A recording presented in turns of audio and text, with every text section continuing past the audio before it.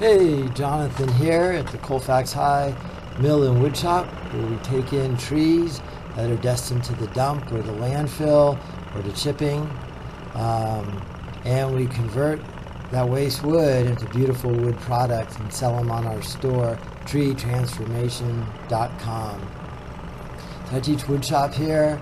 I do tree work on the weekends. A lot of times people hire me to do fuel reduction on their properties or other tree services, drop their logs off here, and rather than have them go to waste, we turn them into wood products. So this is an incense cedar log that got dropped off. We recently got this Vermeer CTX 50 Mini Skid Steer with log grapple, and I cannot believe how well this thing works.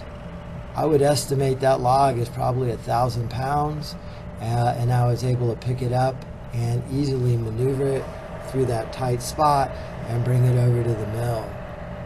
Really very safe tool, easy to operate, easy to keep away from students and the machinery so nobody's underfoot. And I lift these logs up, load them on the mill, and these students here are going to mill this lumber into cedar slabs and make benches or tables out of it and make all sorts of furniture. Here we are loading it.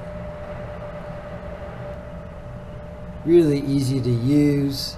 The mill is a Wood Mizer LT 15 wide, so that'll allow us to mill lumber up to 36 inches across, and I think this log is just about that. It's maybe 30 right at the center. A lot of taper in the log, so there will be a little bit of waste wood, but these will be beautiful boards. You can see some of the lumber we've already milled in the background there. Mill a lot of oak, a lot of incense cedar, redwood, whatever logs we can get, we mill, dry, cure, and then build projects and sell those projects on our website.